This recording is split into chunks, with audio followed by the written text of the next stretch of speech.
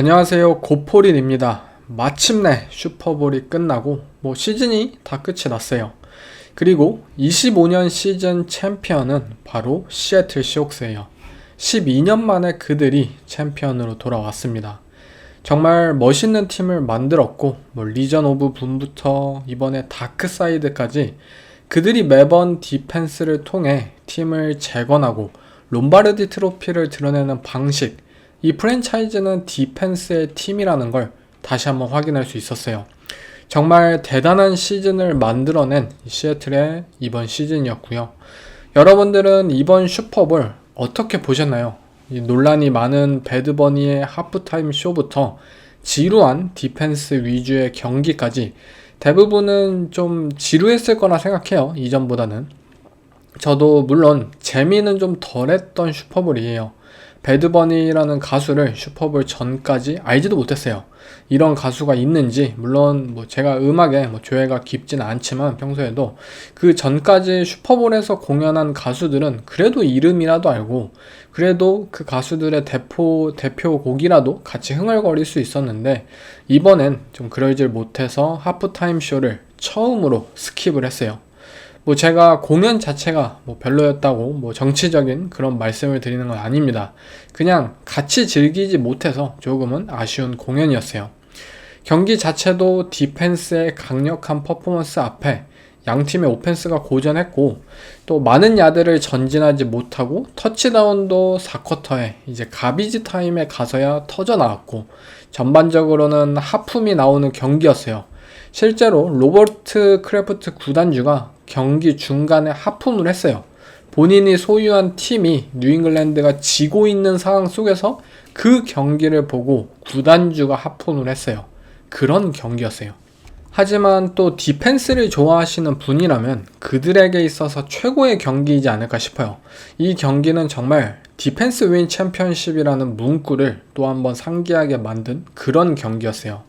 그래도 양 팀의 오펜스가 좋다고 평가받는 그룹이었잖아요. 못하는 오펜스가 아니었잖아요. 드레이크 메이는 한 표 차이로 MVP를 못 받은 시즌이었고, 샘 다놀드와 JSN은 모두 엄청난 시즌을 만들었고요.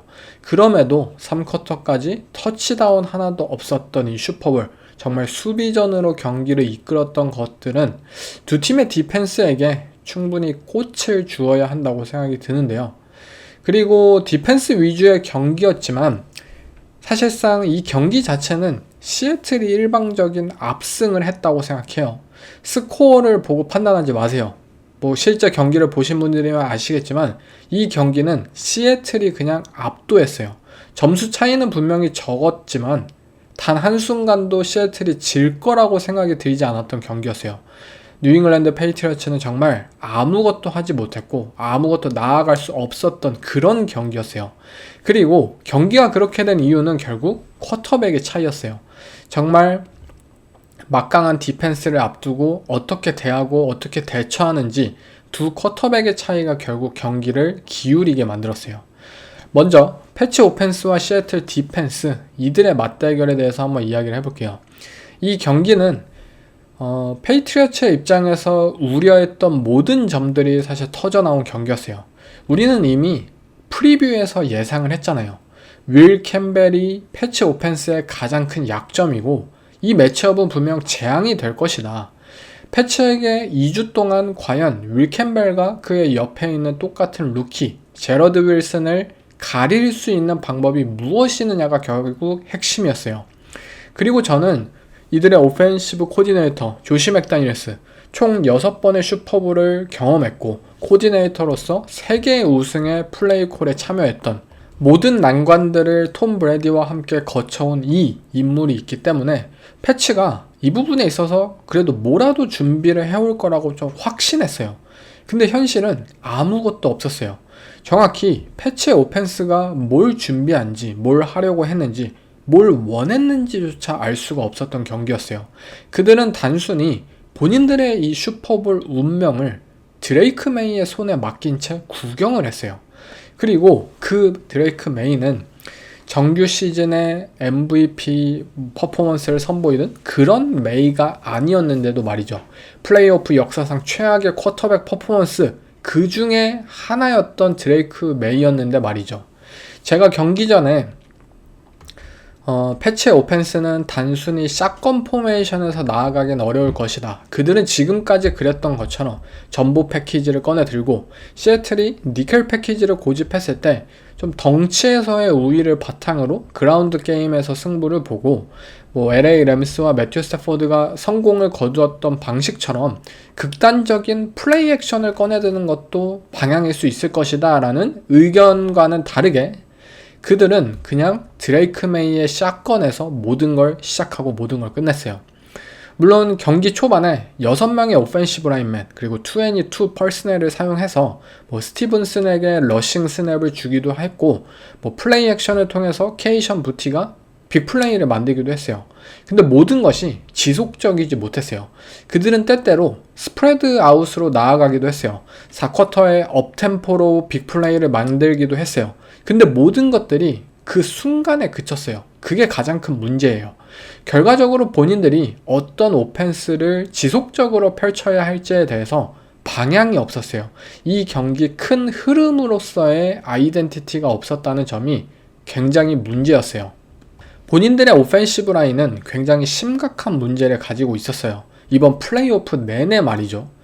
차저스, 텍산스, 덴버 이들을 상대할 때 윌 캠벨은 파워러시 타입의 엣지러셔들에게 심각한 패배를 매번 당하고 있었고 그것을 도와줄 수 있는 옆에 있는 루키 또 다른 제러드 윌슨 또한 마찬가지예요. 도와주기는커녕 같이 한 묶음으로 표적이 되고 있어요. 스턴트, 트위스트에서 그들은 굉장히 노려지기 쉬운 그룹이었어요. 그리고 지속적으로 쿼터백을 지키지 못하는 상황에서 쿼터백의 플레이마저도 심각했죠. 드레이크 메이는 너무나도 오랫동안 공을 잡고 있었고 그것이 본인의 오펜시브 라인이 본인을 지키지 못한다는 사실을 알고 있는데도 지속적으로 일어난 일이에요. 플레이오프에 색을 당한 쿼터백 신기록을 결국 이번 경기를 통해서 세웠고 조버로우의 2021년 그 기록을 뛰어넘었죠. 그리고 플레이오프 펌블 신기록도 이번에 또 세웠고요. 일반적으로 한 명의 오펜시브 라인맨이 문제면은 그것을 어떻게 해결할 수 있는 방법은 분명히 있어요. 근데 그의 옆에 있는 사람마저 문제라면 오라인이 붙어있는 2명이 함께 문제라면 그것은 해결할 수 없는 수준이라고 리그의 모든 오라인 코치들이 항상 말하고 있어요. 작년 캔자스 시티도 그랬고 올해 뉴잉글랜드도 그랬고 그렇다면 결국 우리가 오펜시브 라인이 문제인 것을 알고 있다면 오펜스는 이에 대해서 만반의 준비를 해야만 하잖아요. 오케이, 우리는 오라인이 오래 버티지 못해. 이거는 2명이나 그래. 붙어있는 2명이. 이거는 손 쓸 방도가 없어. 우리 이것은 못할 것 같아. 그리고 압박에서의 쿼터백도 믿지 못해. 그렇다면은 우리 그냥 드레이크 메이와 우리 팀의 오펜시브 라인을 샷건 포메이션에 세울 수 없어. 그러면 우리 MT 포메이션, 스프레드 오펜스를 통해서 최대한 쿼터백이 공을 빨리 던지게 만들자. 그가 스스로 공을 빨리 못 던진다면 구조적으로라도 그렇게 강제로 하게 만들자. 아니면 노 허들, 업템포 오펜스를 펼쳐서 상대 디펜스가 로테이션 하지 못하게 만들자. 템포 계속 올려. 시애틀 디펜스는 리그에서 가장 디펜시브 라인의 뎁스가 깊은 팀이에요. 그들이 매 스냅마다 프레시한 라인맨으로 우리의 오펜시브 라인을 부수고 있잖아. 이러면 안 돼. 그들을 지치게 만들어야 돼. 로테이션 못하게 노어들로 가자. 아니면 우리 아예 극단적으로 전부 패키지 꺼내들자. 타임 오브 포지션 우리가 우위로 가져가고 상대는 어쨌든 니켈 패키지밖에 안 하잖아. 그러면 우리는 어디까지 무거워질 수 있는지, 너네가 니켈 패키지 유지할 수 있는지 우리가 적어도 이 덩치에서의 우위는 가져갈 수 있잖아. 그러다가 한 번씩 플레이 액션으로 샷 플레이 한 번씩 시도하면 돼. 이런 식으로 뭔가 방향을 튼다든지. 분명 오펜시브 라인이 문제였을 때 다르게 나갈 수 있는 방향들이 몇몇 있어요. 근데 패치는 아무것도 하지 않았어요. 그들은 결국 프로블럼 솔버로서의 역할에 있어서 소극적이었고 단지 본인들에게 있어서 익숙했던 것을 그냥 드레이크 메이 샷건에 세우고 기도나 하자 라고 끝이었어요. 우리 디펜스 자신 있어. 드레이크 메이야, 우리 디펜스를 통해서 또 한 번 슈퍼볼 이기는 거 보여줄게. 차저스, 텍산스, 브론커스 다 그렇게 이겨왔어. 우리 또 이번에도 이렇게 이기면 돼. 우리가 샘 다놀드한테 인터셉션 4개 만들어 올게, 유령 보게 해줄게, 펌블 2개 만들어 올게. 그게 그들의 방식이었어요. 이 경기를 보면서 진짜 뭐 풋볼에 대해서 잘 모르시는 분들까지도 이런 생각이 들었을 거예요. 아니, 시애틀의 디펜스가 너무 막강해, 패스러셔 너무 세, 뉴잉글랜드 오펜시브 라인 형편없어. 근데 왜 패스러쉬를 무력화하려고 하지 않는 거야? 왜 스크린 패스를 안 던져? 왜 짧은 패스 위주로 오펜스를 나아가지 않는 거예요? 조시 맥다니엘스의 전 매트커였던 그 수많은 트릭 플레이는 도대체 어디 간 거예요? 플리커, 뭐 더블 패스, 줄리언 아델만의 40야드짜리 뭐 딥패스, 그런 것들이 왜 이번 경기 단 한 번도 없었냐고요. 그 이유는 그들이 관심 없었기 때문이에요. 마이크 브레이블 감독은 이 경기에서 도박을 원하지 않았어요. 그들이 디펜스를 통해 샘 다놀드를 한 번은 무너뜨릴 수 있다는 생각을 했고, 그 한 번을 통해 결국 경기에서 승리할 수 있다. 우리의 오펜스는 뭐 다른 거 안 해도 된다. 지금까지 했던 방식대로 우리가 플레이를 한다면 승리할 거다라는 생각을 했어요. 물론 그게 지금까지는 성공했고 어쨌든 슈퍼볼에 올라왔어요. 하지만 슈퍼볼을 준비하는 2주 동안 내린 결론이 단순히 그 방향이었다는 것은 굉장히 실망스러워요. 본인의 어린 쿼터백을 돕기 위해서 다른 방향으로 나아가질 않고 단지 경기에서 정말 좌절하는 것을 구경했던 모습들은, 제가 저번 주에 프리뷰에서 정말 마이크 브레이블 감독을 극찬했지만 이건 정말 실망스러운 경기 운영이었어요. 그들은 단 한 번의 어드저스트먼트, 조정도 없었잖아요. 그냥 1쿼터부터 4쿼터 끝까지 처참했어요. 가비지 타임에 뭐 터치다운 기록한 거는 의미 없어요. 그냥 사실상 패치의 오펜스는 셧아웃을 당했어요. 3쿼터까지 단 78야드밖에 전진을 하지 못했어요. 3쿼터 동안. 말도 안 되는 수준이었죠. 그들은 단지 본인들이 가진 탤런트를 통해 경기를 이기려고 했어요. 그러나 그들의 탤런트는 객관적으로 그렇게 좋지 못했잖아요. 정규 시즌에 14승을 거둔 팀이었고 이 모든 것들이 크게 드러나지는 않았지만 우리는 패치에게 있어서 쿼터백을 제외하고 뭐가 강점인지에 대해서 자신있게 이야기할 수가 없었잖아요. 그들의 뭐 러닝백진 스티븐슨이나 핸더슨이 뭐 비잔 로빈슨이나 뭐 자미르 깁스 뭐 이런 선수가 있었나요? 하다못해 케네스 워커 같은 선수가 있었나요? 그들의 리시버진에 푸칸 아쿠아나 뭐 JSN 뭐 자말 체이스 아니면 니코 콜린스 같은 급이라도 있었나요? 그들의 타이트엔드에 뭐 브록 바울스나 콜스턴 러브랜드 같은 선수가 있었나요? 그들의 오펜시브 라인이 뭐 작년 필라델피아 이글스급인가요? 아니잖아요. 지난 경기들을 통해 그들은 본인들의 탤런트가 나쁘지 않다 수준에서 뭔가 훌륭하다 수준으로 좀 오판을 한 것 같아요. 본인들이 정규 시즌에 그 쉬운 스케줄을 뛰어왔고 플레이오프에서 막강한 디펜스를 상대해 오면서 오히려 자기 객관화를 해서 우리 팀의 오펜스 탤런트 좋지 않다, 우리 뭔가 다른 방향으로 가야 돼 라고 생각하는 것이 아니라 오히려 상대가 강한 거다, 우리 오펜스 괜찮아, 좋은 디펜스 상대했기 때문에 못한 거야 라고 자기 체면을 걸었어요. 하지만 보세요, 윌 캠벨 이번 경기에 혼자서만 14개의 프레셔를 허용했대요. 이거 역대급일걸요? 혼자서 라인맨 혼자서 한 경기에 14개의 프레셔를 허용했다는 것은 그냥 미친 수준이에요. 아니 사실상 리그에서 못 뛸 수준이죠. 그가 팔이 짧고 앵커가 부족해서 시애틀이 가진 엣지러셔들에게 있어서 매치업이 안 될 것이라는 사실은 모두가 알았어요, 이 경기 전에. 하지만 별다른 대처가 없어요. 물론 대처를 못하기도 해요. 만약 런닝백이나 타이트엔드를 칩을 해도 그것은 좀 스피드 투 러시 타입의 패스러셔들에게 좀 효과가 있지, 그냥 가슴팍으로 밀고 들어오는 파워러셔 타입에게는 이 칩을 하더라도 윌 캠벨이 그대로 또 당할 가능성이 있으니까 아마도 이 전략 자체는 어울리지 않았던 것은 맞아요. 하지만 아무리 그래도 뭐 6명의 오펜시브 라인맨을 지속적으로 꺼내 들어서 처음부터 더블팀을 건다든지 뭐 그런 다양한 방법이 분명히 있잖아요. 근데 그냥 뒀어요. 윌 캠벨이 알아서 해라.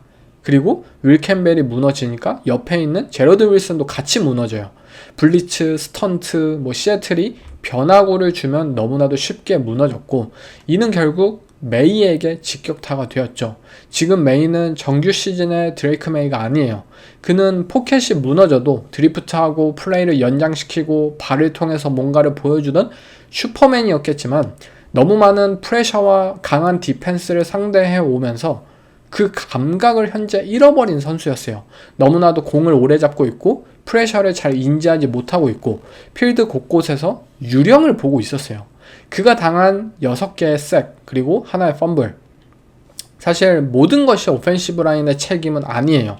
단지 드레이크 메이가 공을 너무나도 오래 끌었고 제대로 된 판단을 하지 못했던 것이 주요했던 상황도 있었죠. 인터셉션 장면은 트리플 커버리지 한복판에 공을 던져요.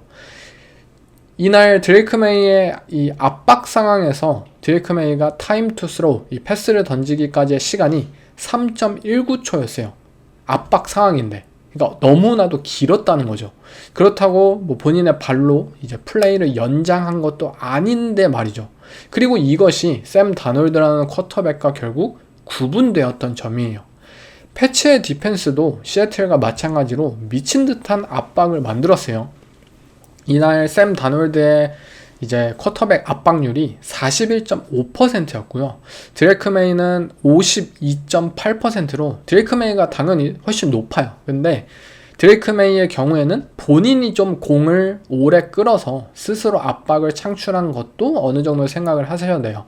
두 쿼터백의 압박률 자체는 저는 비등비등했다고 생각해요. 실제 경기에서는. 근데 샘 다놀드는 그 상황에서 결국 네거티브 플레이를 만들지 않았어요. 포켓 안에서 정말 아슬아슬하게 블리츠를 막 확 피하고 정말 제6의 감각이 있는 것처럼 진짜 톰 브레디처럼 플레이를 진짜 한 스텝으로 그것을 연장시키고 이 패스러셔 따돌리고 설사 그 플레이가 결국 뭐 성공적인 패스로 이어지지는 않았더라도 최소한 색을 막았다는 점, 펌블을 저지르지 않았다는 점, 인터셉션을 던지지 않았다는 점, 이 모든 것들, 쿼터백으로서의 첫 번째 임무, 공을 안전하게 지키는 것, 그 역할에 있어서 월등하게 다놀드가 메이보다 뛰어났다는 점이 이 경기의 승패를 갈랐어요. 사실 저는 저번 주 경기를 보고 확신을 했던 것 같아요. 램스도 분명히 샘 다놀드를 잘 압박을 했거든요. 근데 다놀드의 압박 상황에서의 플레이가 그냥 미친 수준이었어요. 저번 경기부터. 그리고 그게 결국 슈퍼볼 우승을 이끌었잖아요. 쿼터백이 좋지 못한 상황에서 이 뉴잉글랜드는 설상가상으로 이제 오펜스의 웨폰진도 탤런트가 부족해요. 케이션 부티, 스테판 딕스, 뭐 카일 윌리엄스 뭐 어디 갔나요? 뭐 단체로 시애틀 디펜스에게 그냥 압도당했어요. 결국 패치 오펜스는 모든 게 부족한 경기였어요. 시애틀의 디펜스가 너무나도 막강해요. 그들이 경기에 이기기 위해서는 결국 개개인이 정말 최고의 퍼포먼스, 커리어 하이 퍼포먼스를 슈퍼볼에서 펼치는 것, 그것이 유일한 답이었어요. 탤런트적으로 너무나도 열세였기 때문에.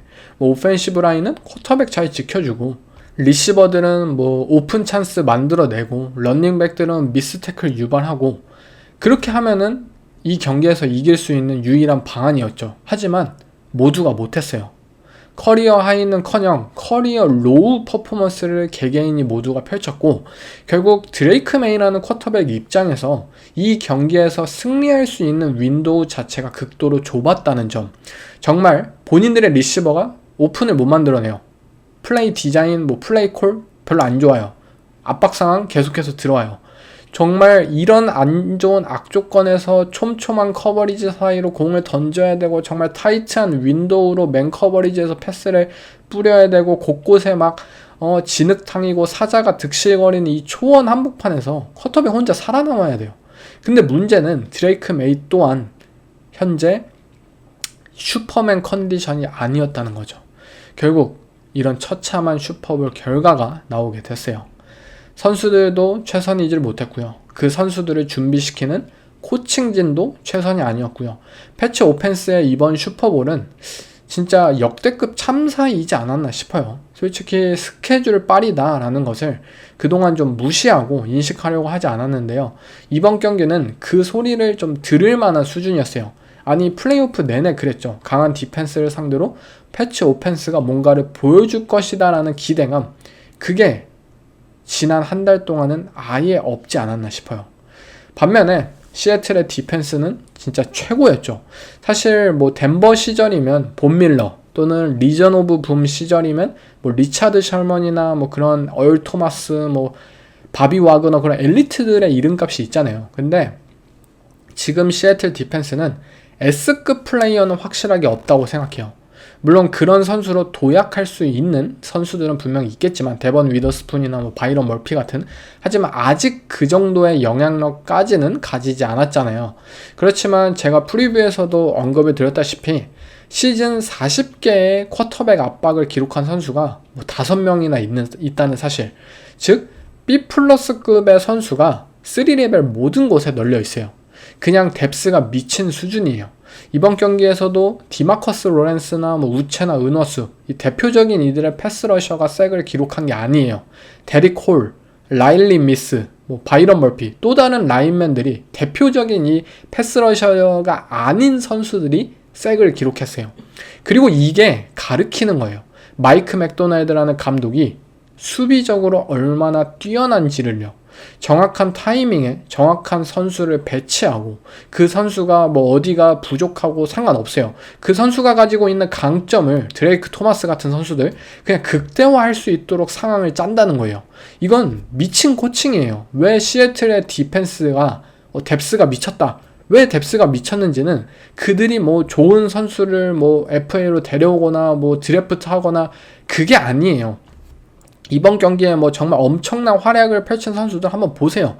대부분이 다른 팀에서 쫓겨난 선수들이에요. 그런데 그 선수들을 팀에 영입하고 활약할 수 있는 곳을 정확하게 인지해서 적재적소에 배치하고 실제로 그들이 활약을 펼치고 자신감을 보이고 이를 통해 엄청난 뎁스를 유지한 채 그들을 항상 프레쉬를 유지한 채 뛸 수 있게 만들고 모두가 기여할 수 있는 디펜스를 만드는 것, 그게 마이크 맥도날드가 지금 이뤄낸 것이에요. 맥도날드의 뭐 디펜스가 뭐 이번 경기에 뭐 스킴적으로 특출났다 이런 것도 없어요. 뭐 작년에 빅판지오 코치 필라델피아 이글스의 디펜스도 마찬가지였는데 그냥 우리의 디펜스로 이기자, 이게 다였어요. 투 하이 커버리지를 통해서 상대 빅플레이를 막아내고 포맨 러쉬를 통해 상대 쿼터백을 압박하고 또 라인 싸움에서 승리해가지고 상대 러싱을 막아내는 거, 그게 이들의 디펜스예요. 뭐 작년에 이글스도 마찬가지였고요. 되게 간단해요. 근데 단지 선수들을 활약할 수 있는 무대에 배치시키고 또 빠른 커뮤니케이션 체제를 통해 선수들의 임무를 확립시켜주고 깊은 뎁스를 통해 누구를 투입시키더라도 디펜스가 하나로서 유기적으로 돌아갈 수 있게 하는 것, 그것에 있어서 맥도날드라는 감독이 말도 안 되는 능력과 이 팀을 건설해낸 거예요. 단적인 예가 이 경기에서 4쿼터 상황인데 페이트리어츠가 업템포로 경기를 이끌어갔던 장면이 있어요. 저도 그 상황 보면서 막 빅플레이 만들고 해가지고 아 이제야 정신 차렸다, 오케이 패치 업템포 가자 라고 생각을 했죠. 근데 그래서 업템포인 상황에서 디펜스가 정렬이 안 된 채 오펜스가 딱 스냅을 이어가요. 그러면은 오펜스 입장에서는 오케이 적중했다, 우리가 여기서 플레이 하나 만들자, 그런 상황이잖아요. 근데 아직 정렬도 잘 안 된 시애틀의 디펜스가 갑자기 블리츠를 통해요. 스맥 블리츠라고 이 니켈과 마이크 라인베커가 빅앱으로 클린하게 들어가는데 그 상황에서 위더스푼이 진짜 프리 레인으로 들어가가지고 거의 색을 만들어요. 드레이크 메이가 패스 안 던졌으면 그냥 색이었어요. 아니 이 플레이를 보고 느낀 것은 상대가 업템포 오펜스예요. 본인들이 아직 이 디펜스의 정렬이 안 된 것을 보고 스냅을 던져요. 즉 시애틀의 디펜스는 스냅 후에 우리가 뭐를 해야 될지 어떻게 정렬할지에 대해서 분명히 인지하는 그 상황이 굉장히 틈이 적었어요. 진짜 아예 제대로 서 있지도 않았어요. 근데 그 짧은 의사소통과 시간 속에서도 그들의 디펜스가 말도 안 될 정도로 본인들의 임무와 역할에 정말 몰입해 있고 그것이 유기적으로 돌아갈 수 있다는 것을 그 플레이를 통해 보여준 거예요. 마이크 맥도날드는 이 경기 많은 블리츠를 쓰진 않았어요. 블리츠의 비율이 뭐 14%밖에 안 돼요. 경기에 7번밖에 쓰지 않았다고 합니다. 근데 블리츠를 쓸 때마다 패치 오펜스가 참사가 일어났어요. 위더스푼이 막 날라다니고 막 쌩 만들고 엄청 났잖아요. 분명 그들은 블리츠의 패턴을 보여주려고 하지 않았어요. 우리는 드레이크 메이가 압박에 힘들어하는 거 알아. 우리의 포맨 러쉬만으로 윌캠벨을 무너뜨릴 수 있고, 블리츠는 정말 아낀 채 우리가 허를 찌르는 상황에서만 보여줄 거야 라는 게 그들의 마인드였어요. 그들은 패치의 오라인이 블리츠 픽업, 스턴트 트위스트에 능하지 못한다는 것을 알고 있었고, 만약 블리츠가 다가오는 것을 심지어 모르는 타이밍에 그것을 당긴다면 굉장히 치명적일 수 있음을 분명히 잘 알았어요. 그 결과 가드와 태클 사이에 B갭으로 이제 침투하는 것에 이들이 주요 블리츠의 이 레인을 당겼고, 그 결과 그들의 태클들이 분명히 고전하고 있었기 때문에 또한 가드들 또한 잘 도와주지 못하는 상황을 알았고, 러닝백이 혹시 뭐 픽업을 하더라도 두 명을 같이 보낸다든지 뭐 C갭으로 위더스푼을 아예 아웃사이드로 보낸다면 프리 러쉬가 갈 수 있다든지 모든 것들을 계산해냈고 그것이 적중했어요. 그 상황에서 위더스푼이 보여준 활약을 한번 보세요. 만약 케네스 워커가 아니었다면 위더스푼이 이 경기의 진짜 MVP여도 과언이 아니다 였을 거예요.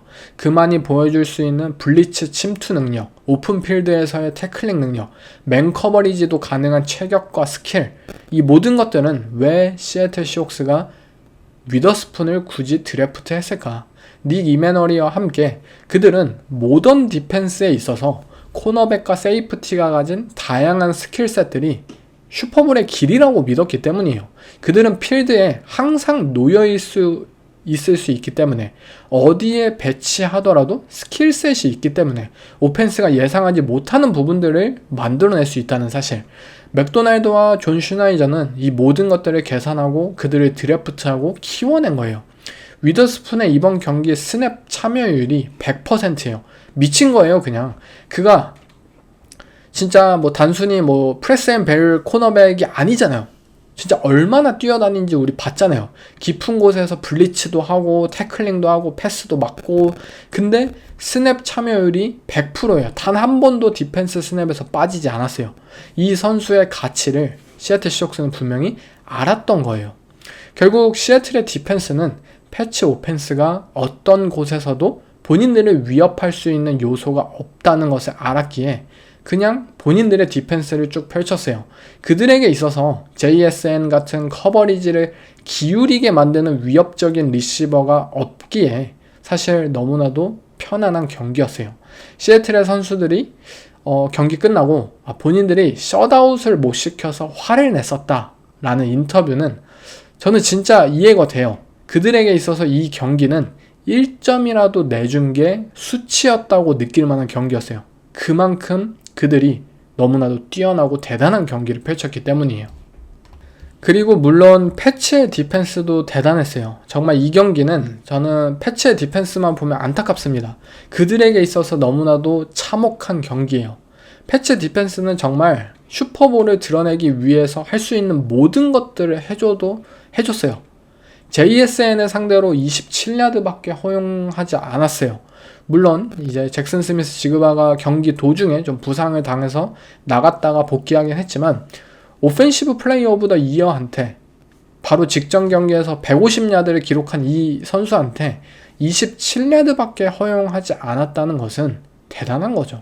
제가 프리뷰에서도 말씀을 드렸죠. 패치 디펜스, 너네 JSN한테 죽을 거냐 아니면 뭐 AJ 바너한테 죽을 거냐 선택해라. 그리고 이 경기는 결국 JSN한테는 죽기 싫다, AJ 바너한테 죽는 게 낫다 라는 선택이 펼쳐졌던 그런 경기였어요. 그들은 JSN에게 크리스찬 곤잘레스를 붙였어요. 저는 실제로 이게 이루어질 거라고 생각하진 않았어요. 근데 그들이 자신감 넘치게 곤잘레스를 이 지그바에게 섀도우를 시키면서 정말 지그바 한 명에게 모든 것을 쏟아냈다 해도 과언이 아니에요. 그리고 이 전략은 어쨌든 굉장히 좋았어요. 그들은 정말 최고의 커버리지를 펼쳤고, 이 지그바가 어쨌든 시애틀 시옥스의 오펜스의 체인이잖아요. 정말 오펜스를 어떻게 돌아가게 만들 수 있는 그런 윤활유의 역할을 항상 해줬는데, 그리고 가장 폭발력이 뛰어난 리시버이기도 하고요. 근데 그것들을 전부 다 상쇄시키는 데 성공을 했어요. 그리고 뭐 곤잘레스는 이번 경기에 뭐 2개의 터치다운 혼자서 막아내고 모든 빅플레이들 좌절시키고 엄청났잖아요. 정말 이 매치업은 패치 입장에서 생각했던 것이 적중했고, 이 위더스푼과 마찬가지로 패치가 만약에 우승했더라면 뭐 크리스찬 곤잘레스가 MVP를 받아도 과언이 아니었던 그런 경기였어요. 하지만 역시나 이 시애틀 입장에서도 좀 예상을 했죠. 이 잭슨 스미스 지그바에게 너무나도 이 커버리지가 쏠린다면 우리는 AJ 바너 같은 이 숨은 선수들에게 뭔가를 만들어내자, 계속해서 한번 때려보자. 결국 어쩔 수 없이 패치도 잘 막았는데, 그것이 마지막 이제 첫 번째 터치다운 장면에서 AJ 바너를 그냥 놓쳤죠. 그런 장면으로 이어졌고, 뭐 이거는 어쩔 수 없었어요.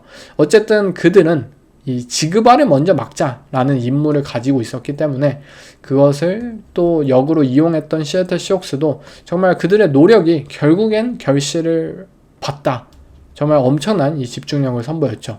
그러나 패치 디펜스가 결정적으로 하나의 임무를 수행하지 못했어요. 그것은 바로 샘 다놀드에게 턴오버를 만들어내는 것이었어요. 이번 경기 초반에 첫 드라이브를 한번 다시 보세요. 5분만이라도 시간을 써보세요.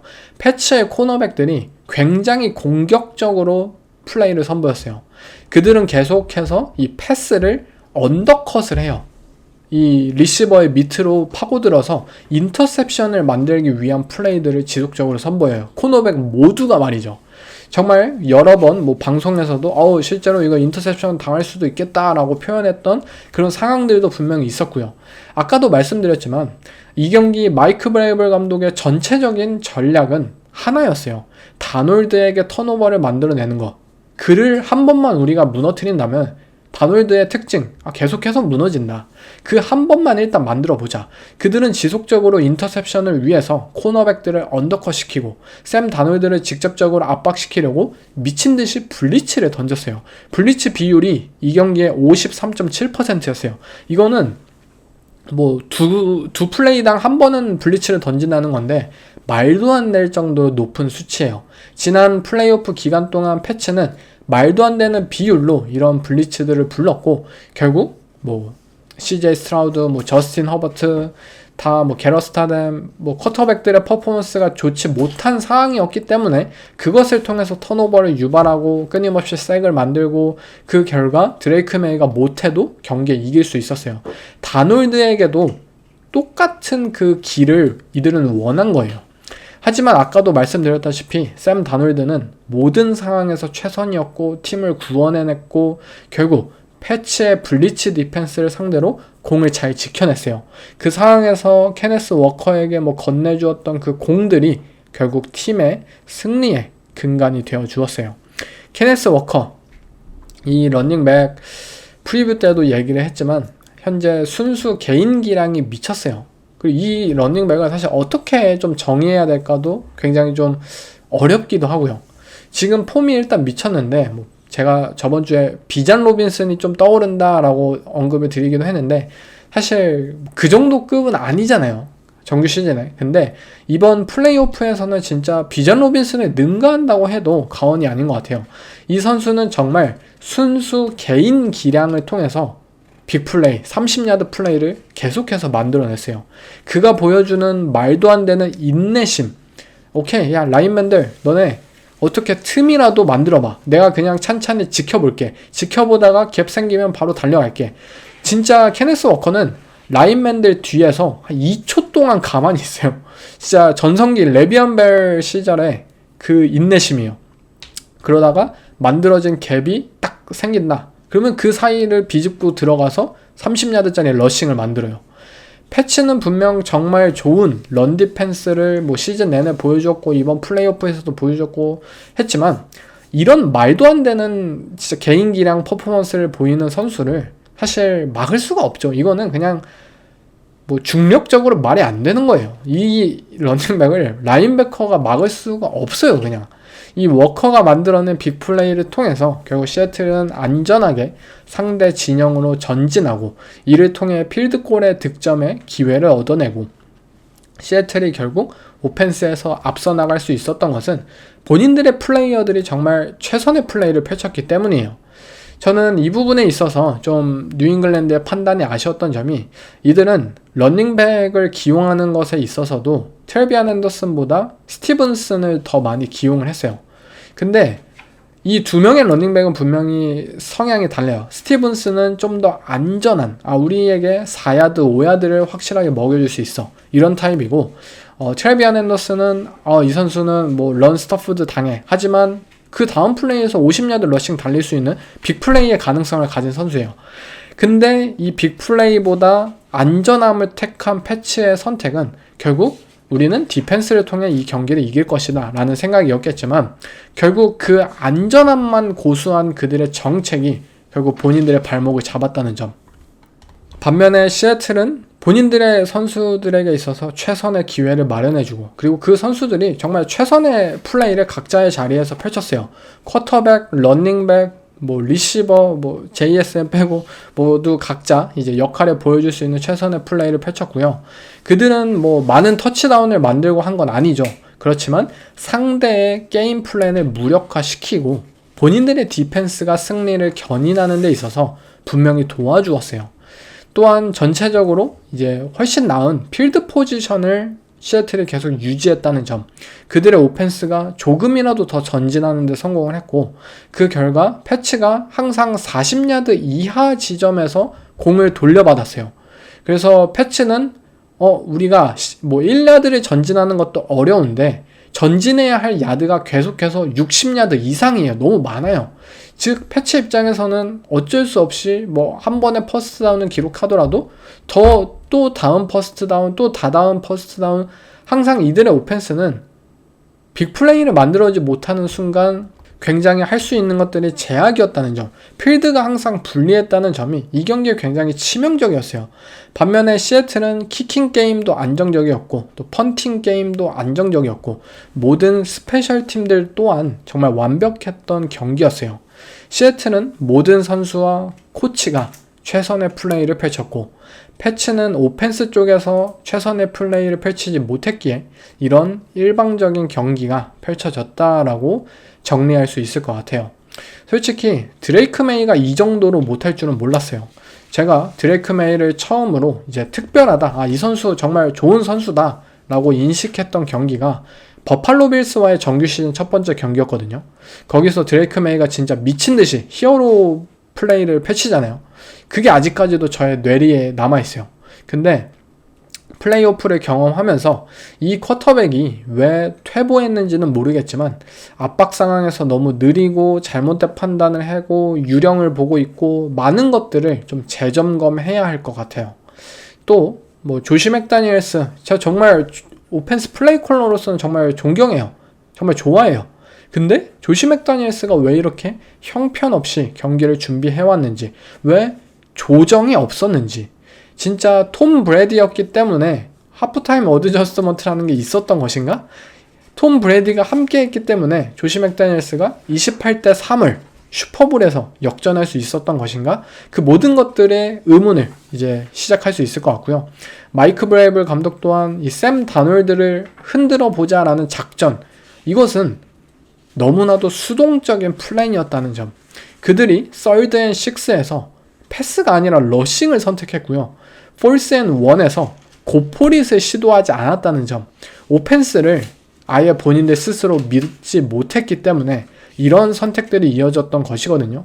근데 본인들 스스로 오펜스를 믿지 못했다는 점, 이게 슈퍼볼 무대에서 과연 가능한 마인드셋인지 궁금해요. 그리고 실제로 오펜스를 믿지 못한다면 또 다른 방안이라든지 또 다른 방향을 가지는 것에 대해서는 왜 고집하지 않았는지. 아니, 오펜스를 못 믿어요. 그렇게 게임을 전체적으로 짜와요. 근데 또 이 못 믿는 오펜스를 위해서 무언가 윌 캠벨을 대신한다든지 드레이크 메이에게 짧은 패스, 스프레드 아웃, 전보 패키지 왜 도와줄 수 있는 컨셉들은 준비해오지 않았는지, 본인들이 왜 펀트를 하고 본인들의 디펜스가 기회를 만들어줄 것이다, 샘 다놀드는 못할 것이다 라는 왜 확신을 굳이 가졌는지, 결국 그 모든 것들이 샘 다놀드에 의해서 망한 계획이 되었다는 것. 샘 다놀드의 인간 승리는 정말 풋볼 역사에서도 손에 꼽을 만하다는 점, 시애틀 디펜스의 압도적인 퍼포먼스는 뭐 역대 그룹으로 따져도 분명히 남을만 하다는 점, 이를 구축한 마이크 맥도날드의 뛰어난 능력, 빌 벨리책 감독 이후로 디펜스 플레이 콜러 감독으로서의 첫 번째 우승이라는 점, 그리고 이 모든 것을 내다본 존 슈나이더의 공까지 이번 슈퍼볼은 이 정도로 정리할 수 있을 것 같아요. 뭐 플레이 하나하나 이제 분석을 하면서 더 길게 리뷰를 할 수도 있긴 한데요. 슈퍼볼 직후에 업로드를 해야지 그나마 조회수가 좀 많을 것 같아서 빠르게 핵심만 요약을 했습니다. 나중에 분석 영상을 솔직히 만들고 싶긴 한데요. 제 의지가 거기까지 있을지는 사실 모르겠습니다.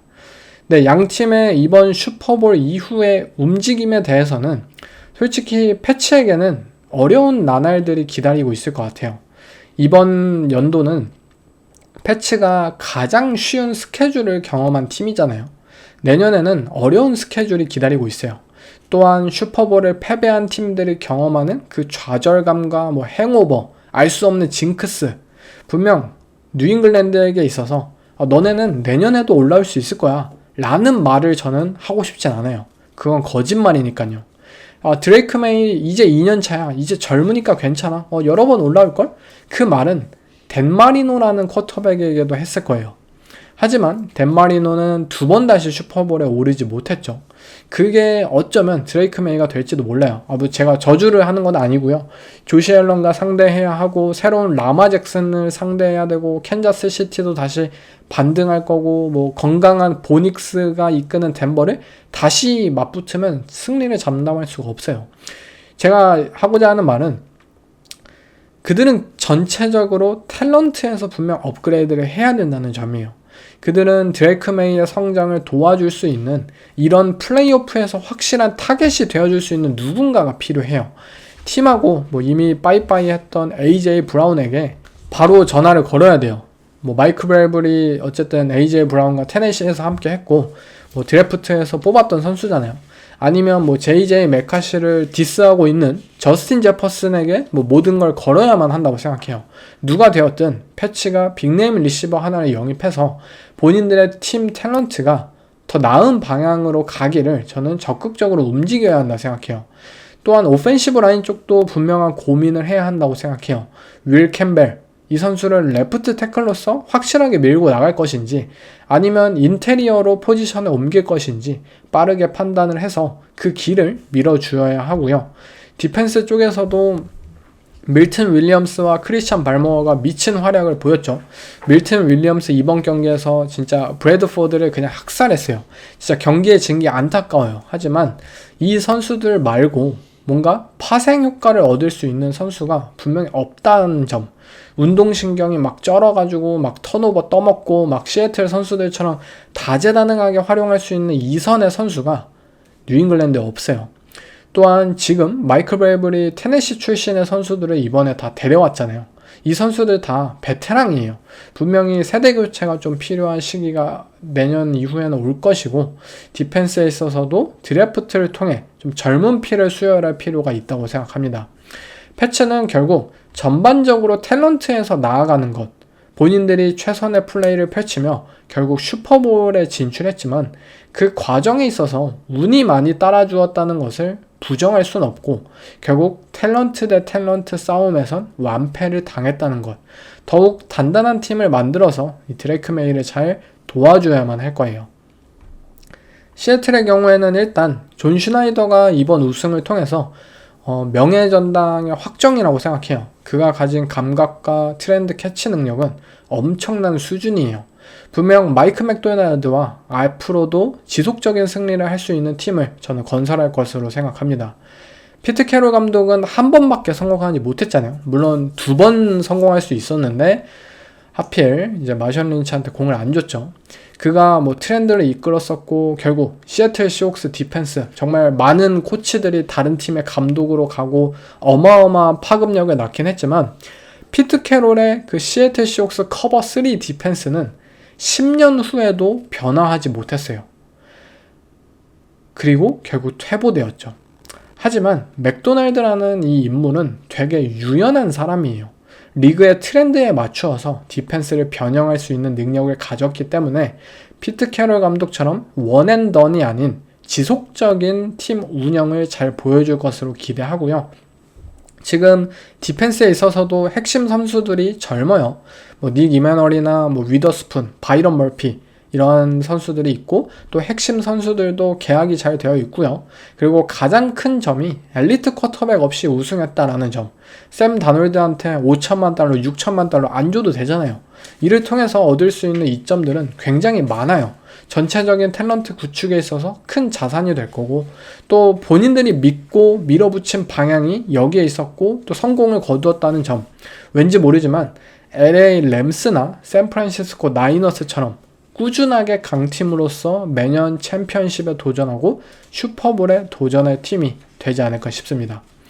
네, 이번 슈퍼볼 리뷰까지 이제 마치면서 이제 정말 마지막인데요. 25년 시즌, 프리시즌부터 슈퍼볼까지 함께 해주셨던 구독자분들 정말 감사했고요. 앞으로 오프시즌 컨텐츠도 함께 하고 26년 시즌도 같이 준비해 보시죠. 네, 이번 에피소드 슈퍼볼 리뷰는 여기서 마치겠습니다. 감사합니다.